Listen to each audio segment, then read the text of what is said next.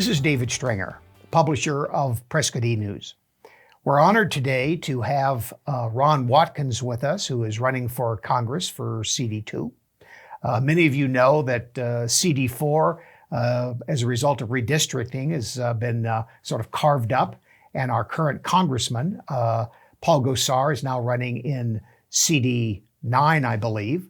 And we used to be CD4, we are now CD2, and we're represented by a Democrat from Sedona named Tom O'Halloran. But this year we'll be having a new election. I believe that there are 7 Republican candidates running, and one of them is here with us today, Ron Watkins. Ron, welcome, and thank you for being here. Thank you for having me here, David. It's really a pleasure. Well, thank you for coming in. We appreciate that. And just by way of introduction, because we are in Prescott, Arizona, and you're not from Prescott, Arizona, where are you from, and how did you happen to be running for CD2? Well, I live in Tonto Basin, which is just outside of Payson, in Gila County. And Gila County, of course, is now part of CD2, yes, is that right? Gila County is part of CD2. There's nine counties total. Yep. And a couple of them are just partial counties, but it's 9 total. 9 counties that are partially encompassed by CD2, is that right? Well, CD2 encompasses 9 counties, but a few of them are just partially encompassed. So, I'm told it's one of the largest districts in Arizona and probably one of the largest districts in the United States. Yeah, it's essentially half the state. Essentially half the state. Yeah. Okay. So now, we're up here in north central central Arizona, but the district actually goes all the way down. Is it Casa Grande? The Grand Canyon down to Florence. From the Grand Canyon to Florence. Okay. Essentially. And that would be north-south, and then how about east-west? How far east do we go and how far west do we go? East, it goes all the way to New Mexico. Okay. And then west, it's like almost to... So that would be the Indian reservations, yes. Navajo and that Apache Yep. Indian reservations, and that would take us to the border. I believe it includes most of the reservations. Okay, all right. If not all. That's a huge district. Well, we were just out on the Navajo Nations campaigning. Okay. And I was talking to Republican leaders out there who... Yeah, how'd they treat you out there on the Indian reservation? Great, very, very great. Good. We sat down with some leaders, and I guess you could call them elders of the Navajo Nations. And, they taught me some Navajo, and we sat down and we talked about their issues. The Navajo, the Native American vote in Arizona is heavily a Democrat vote. That's right. I think that's commonly understood. But there are Republicans out there. There are families on the reservations that have been Republican for several generations. Well, we had a list of the primary voters from the Navajo Nations, and we went and knocked on their doors. And there were a few doors where like an obvious Democrat would answer the door and say, "Get out of here, Ron." But then like his daughter would run up and say, "Hey, give me your pamphlet."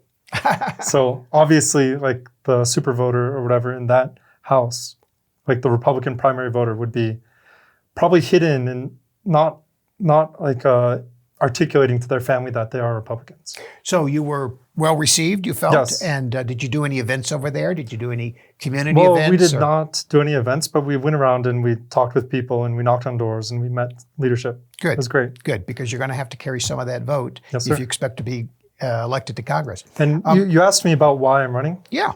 Well, I grew up like an Army brat, essentially. My dad was in the Army, he was career. And we would travel all around the country, and about every year or two, we would move to a new place. But my family roots go back to Quartzsite, Arizona. So a couple generations back, and they're still out there living in Quartzsite. But I haven't been there since January or so. So let me ask you this, because you are at least Asian in part. Are you a natural-born American citizen? Yes, I was born on a military base in America. In America. Yes. Okay, great. Now, could you tell us a little bit about, this is your first run for political office, as I understand it, and that's true with a number of the candidates, maybe all of them. Well, I think there is one incumbent, one gentleman who's in the House of Representatives right now. 2, actually. 2. All right, Walt Blackman, and who's the other Moore. one? And that's right, he's the mayor of Williams, yeah.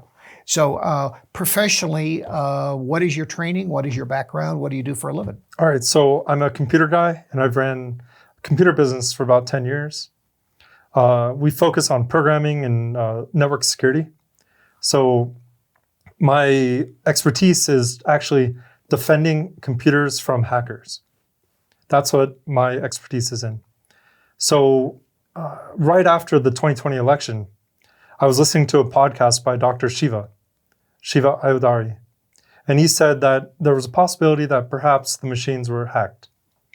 And so I wanted This is after the 2020 That's election. right, after the 2020 election. So I decided to put my training in hacking and defense against hacking to the test and figure out if the machines actually were hacked or not. So I started reading the manuals and trying to understand what the machines were all about.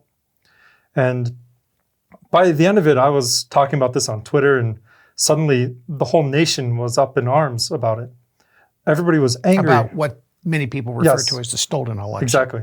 Many people were angry that they felt the election was stolen. And, Ron, let me stop you right there. And I didn't mean to be interrupting, but I am interrupting. That's fine. Because I want to get to this. This is very important. Do you feel that the election was stolen? Yes, sir. You do? Yes. In what way? How was it stolen? It was stolen in a multifaceted way. So we saw with the Hunter Biden laptop that was released in, I believe, October 2020. We saw all of the news media say, "Oh, that's not fake. It's Russian disinformation." The U.S. government was saying, "Oh, it's not real. It's not fake. Don't investigate it." It was a huge cover-up. That alone was enough to sway the election. Cover-up by who? There was misinformation put out by who? Well, the contents of the laptop are now proven to be real and to be proven to be true. But at the time, I don't remember who, but maybe some newspaper in New York, was it New York Post or one of them New York Times said that it's not real. It's Russian disinformation. It's fake. And because of that, so that then became sort of the media narrative. That's right. Because of that narrative, the laptop didn't get any traction in the voter base. So I think that alone was enough to sway the election. But then we saw in Pennsylvania. Now let me stop you right there, because this is a very interesting point. So I think your point is that, and using the Hunter Biden laptop as an example, where the media didn't deal with the issue in a forthright way. They kind of either covered it up or didn't cover it adequately, or made it sound like there was really nothing there. But that isn't quite the same as voter fraud or people ballot harvesting, things of those nature. That's a media sort of a media narrative. That's right. That people who are in control of election integrity, the county recorders and state with secretaries of state, they didn't have any control over a private narrative put out by our free media in this country. Mm-hmm. Well, you also have to understand that the machines that were counting the votes are counted by private companies, and these companies refuse to give us the source code to check. They refuse to let people into the machines to audit them, and these machines had record. Now, when you say record adjudication numbers this past election. All right. So when you say that private companies are counting the votes, I thought the votes were typically counted at the county level by the county recorder's office. And yes, they're using machines, and the machines, I guess they have buttons you can push that do the tabulation once the ballots are put in and they're machine read, and then you press buttons and you get a total. It's sort of like an adding machine, if you will. Well, something I discovered during the 2020 election was that in Gwinnett County in Georgia, there's video of a man taking the USB out of the counting machine, putting it into a laptop, doing something on the laptop, taking it out, and then handing it to the county. Now, and where is this video? I published that video on Twitter. You've seen it and you've published it. Well, I published it originally because I had a friend who was there watching the counting, and she asked me, "Okay, Ron, where should I focus the camera?" And I said, "Focus it on that one machine," because I knew that machine was counting the votes. So she focused on it, and then I saw the guy do this. He took the USB out of the machine, put it into a laptop, then handed it to the county guy. All right. Has anybody ever been in touch with you to find out what was going on, or how this tape came into your possession, or who was in the tape and what was going on in that? Well, we did find out what was going on. Go. Because the Epic Times, the newspaper, the Epic Times, they reached out to Gwinnett County. and asked them, hey, what were you doing there with that USB?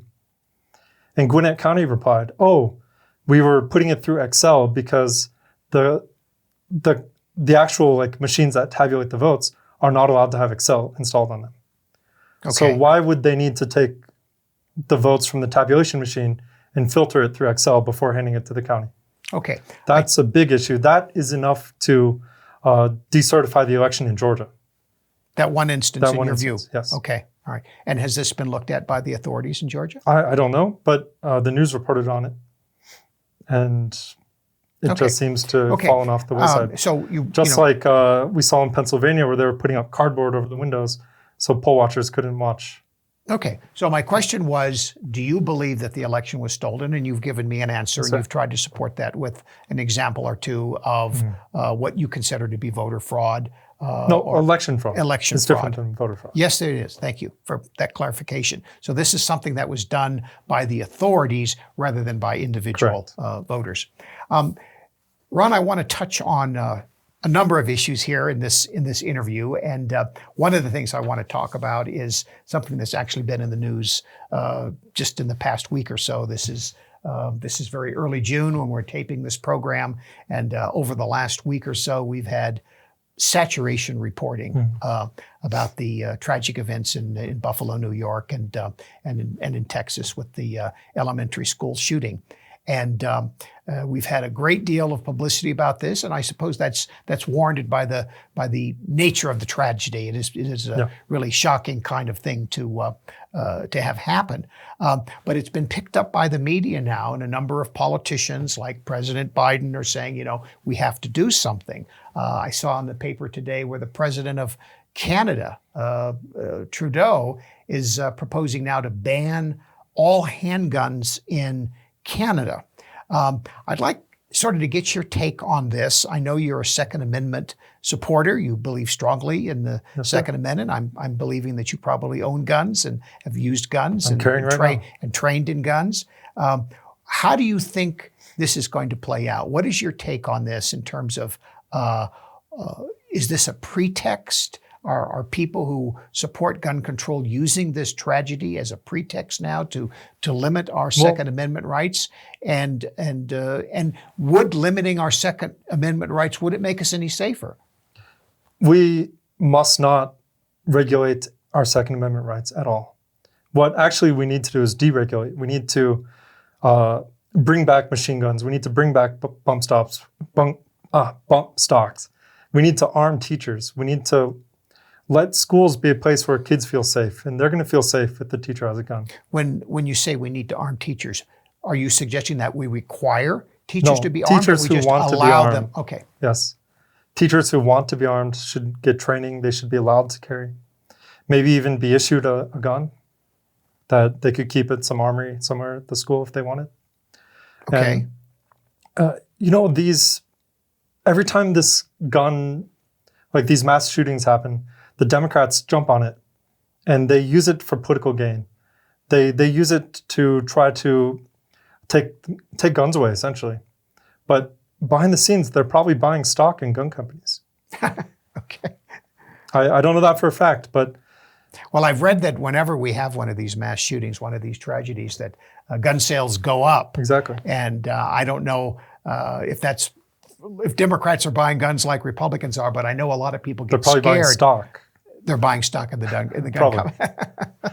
Well, I hope not, because that would be a very hypocritical thing to do. But I just wanted sort of to get your view on what's going on here, and would any of these proposals that we've heard about, would they actually have made a difference? Would they have prevented the killing in Buffalo, or reduced the number of fatalities, or would they have allowed, if a school teacher had been armed, would they have prevented some of the killings that happened? Well, we see like Navy SEALs like Dan Crenshaw who support red flag gun laws, where they're going to take your guns away.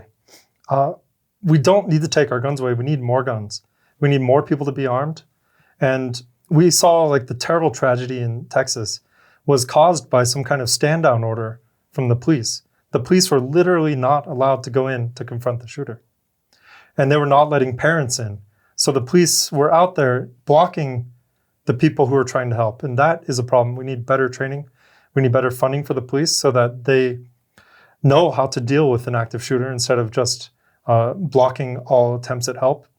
And thank God the Border Patrol showed up and helped out. Yeah.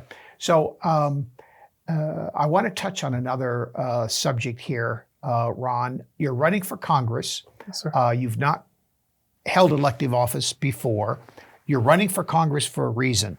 There's something that you want to accomplish. Most people who get involved in political life, they have an issue or a set of issues that they care about. Why is Ron Watkins running for Congress? Well, I'm not a politician, and it was never my goal to even get into politics. But after the 2020 election, we saw that all the politicians just don't do anything when they're facing like insurmountable odds. And what we need to do is we need to get out there and do something when these attacks are coming in. So I'm going to go into Congress and I'm going to be a disruptor. I'm going to use the congressional investigation as a tool to uncover all these mysteries and things that people want to know more about, but that are currently being covered up, like Dr. Fauci's potential or alleged involvement in the creation of the virus that had our entire country up in arms for almost a year, 2 years. And I also want to investigate the 2020 election. All right. And I want to investigate Hunter Biden and his laptop and any potential corruption there that maybe even Ron, are there any particular committees that you would like to serve on in Congress? I have no particular committee in mind, but once I get in there. Well, you have a background in cybersecurity. Yes, sir. Does the Intelligence Committee, House Intelligence Committee, does that have any appeal to you, or the Committee on International Affairs, things like that? Well, I would do a very good job on the committee for international affairs because I speak many languages, and I would be able to understand the cultures and customs of other countries, especially big ones that we tend to do business with, like China. Okay, all right. Ron, we're actually kind of coming to the end of our time here for this particular segment. But before we kind of sign off, I want to give you an opportunity to tell the viewers why they should vote for you and what it is that you're going to try to do for us if you get to Congress. Sure. My name's Ron Watkins, and I'm running for Congressional District number 2.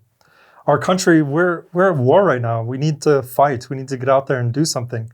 And there are so many compromised career politicians that do nothing. So when I get in there, I'm going to get in there and make sure stuff gets done.